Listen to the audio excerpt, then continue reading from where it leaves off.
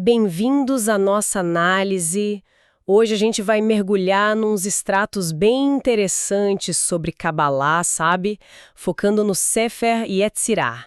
E mais especificamente naquela frase logo de cara sobre o fôlego do Deus vivo. A nossa fonte principal aqui é um estudo da escola Kibel Missinai.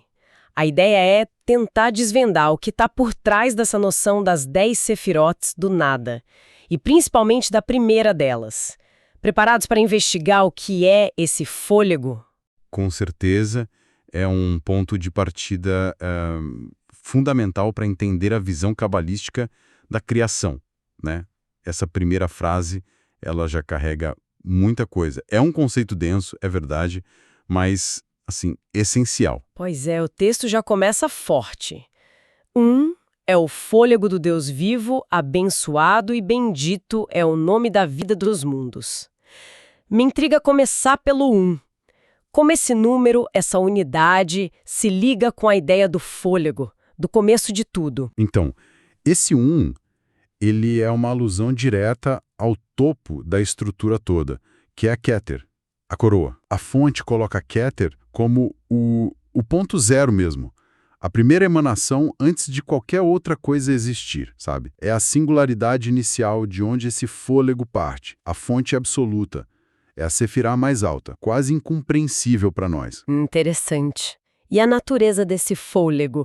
A fonte descreve como algo isolado, ou já conectado a outras coisas divinas desde o início? Porque o texto liga isso com uma passagem lá do Êxodo, né? Aquela que fala de ser preenchido com fôlego de Deus, sabedoria, entendimento. Exato, e essa é uma distinção bem importante que o material levanta. Esse fôlego, o Ruach Elohim, que está lá em Êxodo 31.3, ele não é apresentado como uma força, digamos, vazia, bruta. O ensinamento conecta ele direto a Shormá, que é sabedoria, e Biná, o entendimento. São as próximas Sefirot na ordem. O ponto central é esse. Essa energia primeira, o fôlego, ele já nasce informado. Ele carrega a inteligência divina na sua essência desde Keter. Não é só potência pura, entende? É uma potência direcionada consciente, mesmo que num nível muito abstrato para a gente. Nossa, isso muda a perspectiva. Não é só um sopro inicial, tipo um Big Bang vazio, mas um sopro com intenção, com informação. E a palavra ruach em si, ela é flexível, né? Fôlego, vento, espírito. Como a fonte ajuda a gente a entender essa multiplicidade de significados? Isso é fascinante. A fonte vai na raiz comum, movimento e comunicação. O texto original conecta o ruach a palavras como horas, caminho, e orearte, viajante, hóspede. A analogia é muito boa. Olha só. Pensa no ar. O ar está sempre aqui, em volta, mas a gente só percebe ele como vento ou sente como fôlego quando ele se move, quando interage. Certo. Faz sentido. Da mesma forma, essa presença espiritual contínua, ela só se torna experienciável, só é percebida como espírito, como ruach, quando ela se manifesta ativamente, quando ela viaja ou se comunica. Por isso as várias traduções. O contexto da manifestação é que vai dizer se a gente chama de ar, vento, fôlego ou espírito. É a dinâmica que revela a essência da coisa. Entendi. É a ação que torna a presença visível, ou melhor, perceptível. E a fonte traz aquela imagem bem visual, da fabricação de vidro. Menciona o fôlego do soprador interagindo com o vento, talvez o ambiente. Como essa metáfora se encaixa na criação? É uma metáfora poderosa, sim, para o próprio ato criativo divino. Pensa no artesão. Ele usa o sopro dele para dar forma ao vidro quente, né? E o sopro interage com a pressão do ar em volta, com o ambiente. Da mesma forma, a divindade insufla a sua essência, o seu ruach. E esse sopro divino interage com outras condições, outros potenciais. Talvez a Sefirot, que vem depois, as leis da existência, enfim, interage para moldar a realidade. O ruach, então, é essa força dinâmica que dá forma à substância. É o agente ativo da criação. Entendi. Seguindo uma frase inicial, a gente chega em Deus vivo. Em hebraico, Elohim Shaim. O material associa essa expressão especificamente a Esod, a sefirá da fundação. Mas espera aí. Se o fôlego vem lá de Keter, por que associar vivo a Esod? Qual a lógica? Aqui a gente entra numa dinâmica bem interessante da Cabala. Elohim Shaim é sim um nome divino ligado a Esod, especialmente na função de canalizar a energia criativa para manifestação. Se a gente conectar tudo, Keter é a fonte última, tá ligado à raiz do nome Elohim, lá no nível mais transcendente, mais abstrato. Uhum. Mas Keter é tão elevado que a influência direta não é palpável para nós aqui embaixo. É Yesoda, a fundação, que funciona como ponto focal. Pensa numa torneira. Sabe? A torneira final que libera, que desembolsa essas forças vindas do alto. E aí torna elas vivas, Raim, ativas nos mundos inferiores. Então, Elohim, a fonte lá em Keter, se torna efetivamente vivo Raim através da função de Yesod. Então o Yesod seria o ponto onde essa força lá de Keter se torna, operacional na nossa realidade, entendi. E aqueles adjetivos abençoado Baruch e bendito Mevorar, aplicados a essa fonte primeira, Keter, a fonte explora alguma diferença entre eles? Tem alguma nuance aí? Tem sim, e é uma nuance teológica bem significativa que a Kabbalah explora bastante. Baruch, que a gente traduz como abençoado, aponta para a natureza intrínseca de Deus, ou de Keter como fonte, como a origem de toda a bênção.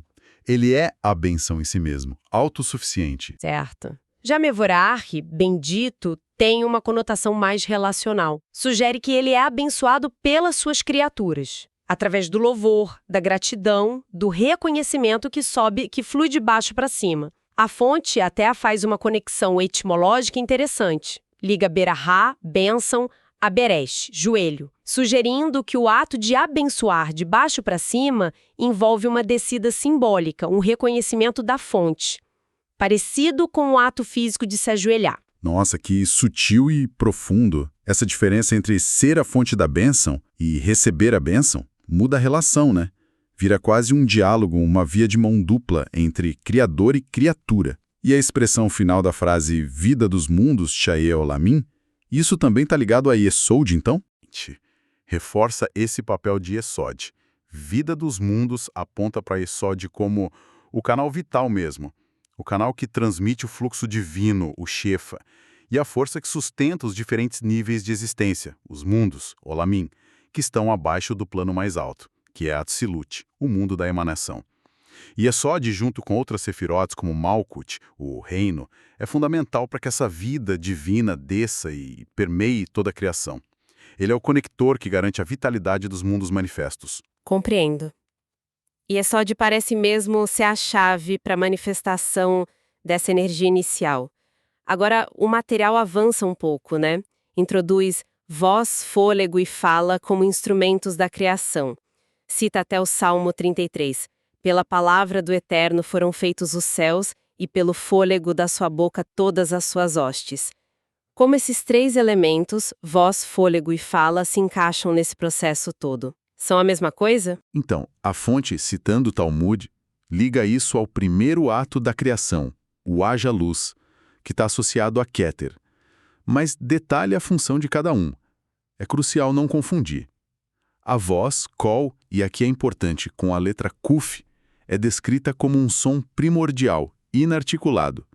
Quase uma vibração pura, sabe? Uhum. Ela está ligada a Shokma, a sabedoria, que representa aquele insight inicial, a ideia antes de ser formulada. Não é uma voz como a nossa, claro, é a presença divina ressoando. A fonte até menciona as 7 vozes do Salmo 29 como exemplos dessa força na natureza. E olha que interessante a distinção que o material faz. Kol com Kuf, voz, é diferente de Kol com Kaf, que significa tudo. Detalhe importante. Nossa, sim. Detalhe técnico, mas muda tudo. E a fala? A fala de Bur, por outro lado, ela já é articulada, estruturada, carrega um significado que dá para entender, ela está ligada a Binah, o entendimento, que é a sefira que pega aquele insight puro de Shormá e desenvolve da forma conceitual, entende a coisa. Certo. Voz é potencial, fala é forma. E o fôlego no meio disso tudo? O fôlego, o ruach, que a gente já falou bastante, ele é o meio, a energia que transporta tanto a voz quanto a fala. É o veículo que permite que a intenção, lá de Keter, passando pelo insight, Chokmah, voz, e pela formulação Binah, fala, possa se manifestar através da energia Ruach, fôlego.